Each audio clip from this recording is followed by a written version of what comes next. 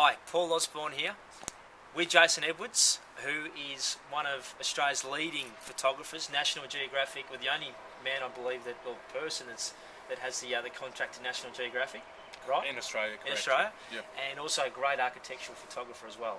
And we're just at the front of a property which we've just taken some photos of. Jason, walk us through what you've done in this circumstance here. Well, one of the most important things with architectural photography is communication.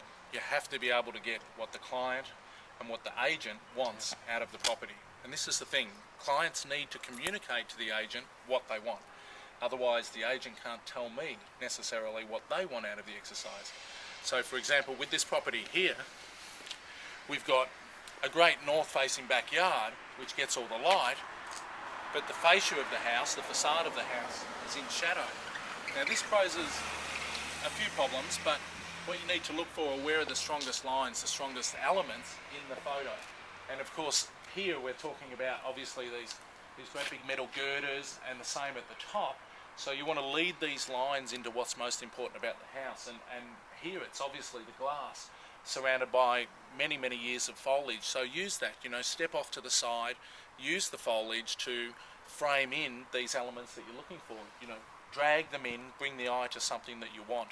And also too, because it is such a large property, you don't want to shrink it down at all. You want to show that it has depth and area for renovation if that's needed.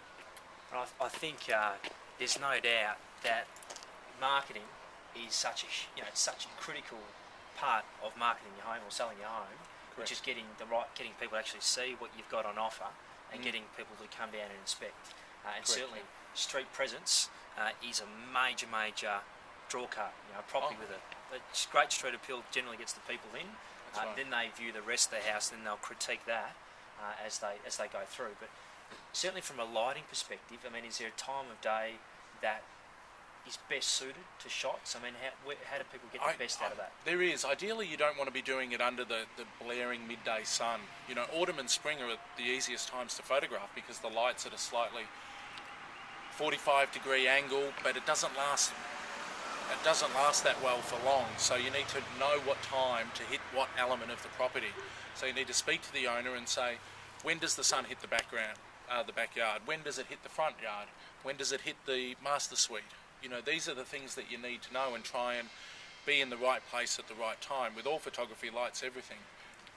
The prime example with this property is when we showed the owner the raw files. She went, oh my God, this is my house. And that's the response that you want. You want the owner to see their property in a fresh light because that's how people have never seen it before are going to see it. So if you can get that response from the owner, that's a good thing.